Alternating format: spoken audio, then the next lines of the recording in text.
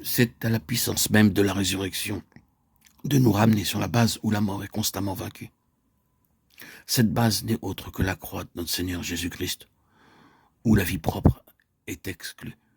Ainsi Paul dit, en devenant conforme à lui dans sa mort, ce qui signifie d'avoir constamment cette base de mort, autant progressivement ce qui est le terrain de la mort. Et cela encore, c'est comme le fruit d'une union vivante avec lui. Ce serait une triste perspective pour vous et pour moi, n'est-ce pas, que d'être conforme à lui dans sa mort, si cela se faisait entièrement en dehors de sa puissance de résurrection en nous, et de la connaissance que nous avons déjà de la vie du Seigneur. Où serait alors notre espérance? Qu'est-ce qui représente la puissance de notre survie alors que la croix est rendue plus effective dans notre expérience? Il n'y aurait aucune survie, n'est-ce pas? Sauf ce que sa vie de résurrection est en nous. Ainsi Paul prie que je le connaisse lui et la puissance de sa résurrection. Cela signifie conformité à sa mort, sans une entière destruction. La fin de la vie de résurrection est la croix. Le Saint-Esprit travaille toujours en étroite relation avec la croix, dans le but que la puissance de sa résurrection puisse se manifester en nous d'une manière croissante.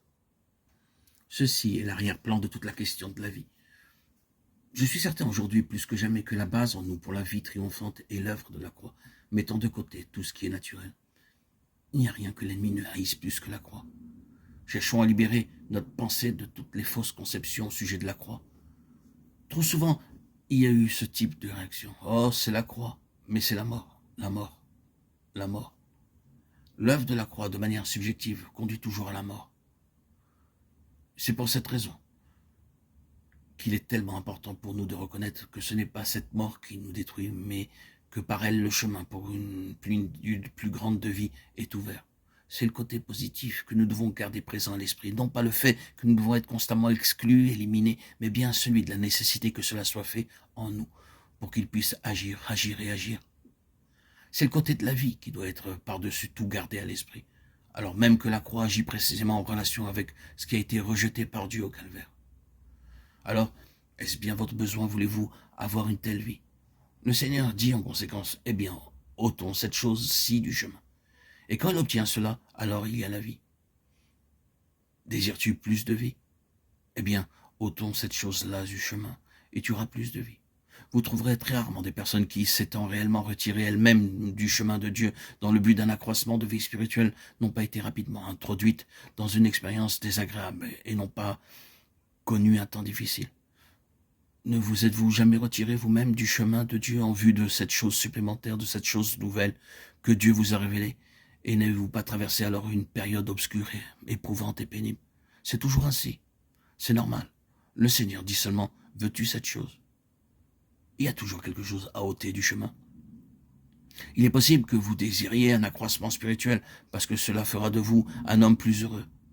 Ce mobile devra être ôté du chemin, de sorte que vous voudrez cette chose, non pour vous-même, mais pour lui. Si vous êtes introduit dans un moment difficile et que le motif prédominant est vous-même, alors vous direz, eh bien, ça n'a pas d'importance, je préfère ne pas l'avoir, puisqu'il s'agit de l'avoir dans de telles conditions. Cela est la façon égoïste de considérer la chose. Par contre, si vous êtes dans une période sombre en relation avec cette chose, et que vous arriviez à dire, quoi qu'il m'en coûte, le Seigneur doit avoir cette chose dans ma vie. Vous êtes arrivé à cela par l'exclusion de vous-même. Le Saint-Esprit conduit toujours à ce résultat. C'est la vie qu'il recherche, la vie plus abondante, et cela est réalisé uniquement en nous ramenant encore et encore à la croix. La croix est fondamentale pour la vie, parce que c'est là que le Seigneur Jésus vainquit la mort.